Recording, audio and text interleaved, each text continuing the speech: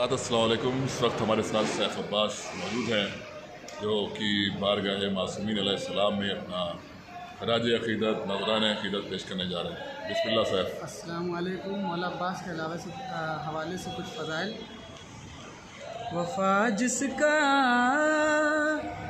पढ़े कलमा उसे अब्बास कहते हैं। वफ़ा जिसका पढ़े कलमा उसे अब्बास कहते हैं। वफ़ा जिसका पढ़े कलमा उसे अब्बास कहते हैं।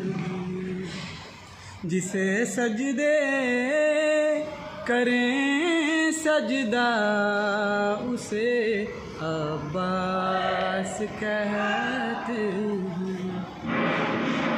जो है शबीर की क़ुव्वत अली को नाज है जिस पर,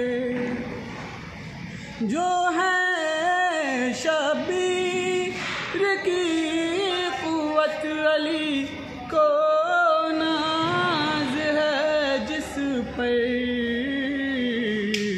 जिसे ज़हरा कहें बेटा उसे अब्बास कहते हैं। वफ़ा जिसका पढ़े कलमा उसे अब्बास कहते हैं। अरे उठे तूफ़ान चले आंधी ज़मीं गर्दिश करे फिर भी, उठे तूफ़ान चले आंधी ज़मीं गर्दिश करे फिर भी, रहे ऊंचा अलम जिसका उसे अब्बास कहते हैं। वफ़ा जिसका पढ़े कलमा उसे अब्बास।